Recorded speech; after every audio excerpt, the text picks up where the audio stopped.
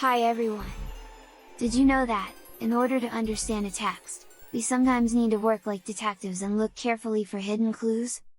There are often two layers in a text, the layer that we can see right away, and a deeper layer that we have to figure out, using the clues. Let's look at an example. Here is a passage from Alice in Wonderland. Have you read this story? Alice is a little girl who fell down a hole. She wasn't hurt, but she couldn't see a way out of the hole, other than through a door that was too small for her to go through. So she looked around, and found a bottle on a table. Let's read what happened next. Round the neck of the bottle was a paper label, with the words "Drink Me" beautifully printed on it in large letters. It was all very well to say "drink me," but the wise little Alice was not going to do that in a hurry. "No, I'll look first," she said, "and see whether it's marked poison or not."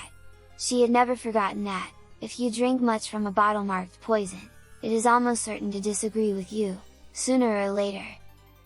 However, this bottle was not marked poison, so Alice ventured to taste it, and finding it very nice, she very soon finished it off. "What a curious feeling!" said Alice, "I must be shutting up like a telescope." And so it was indeed. She was now only 10 inches high, and her face brightened up at the thought that she was now the right size, for going through the little door into that lovely garden. Let's look at the first layer of the story, that is, what we know for sure. Alice found a bottle. At first she hesitated to drink from it, but then she drank it.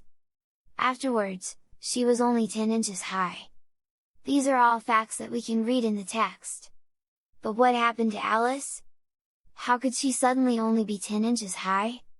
To find out, we need to not only read the text, but also look at the second layer, which we can use clues from the text to make inferences about. Have you heard of the word inference before? Inference means a guess or a conclusion, which is based on facts. So, we look at the facts that the text gives us, and we guess, or conclude, something that is not written explicitly in the text. For example, if the text said that Alice played with her cat for hours every day, we would infer, or guess, that she likes playing with her cat very much.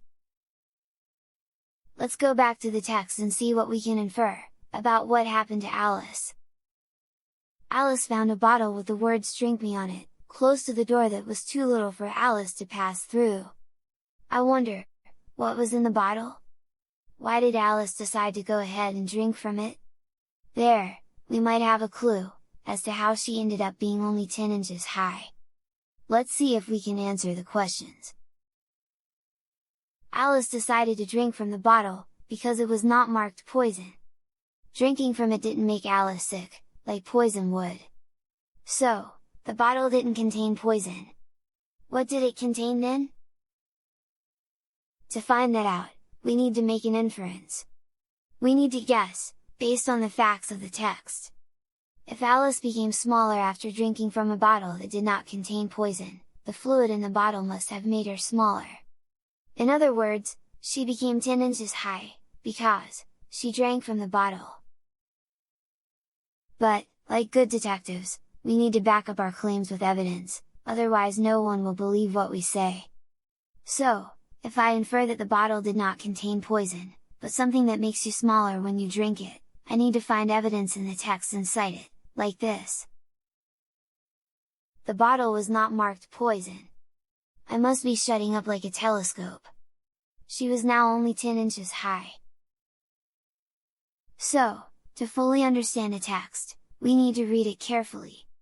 Sometimes, the text gives us all the answers we need, and sometimes we have to use the evidence in the text, to figure out the answers ourselves.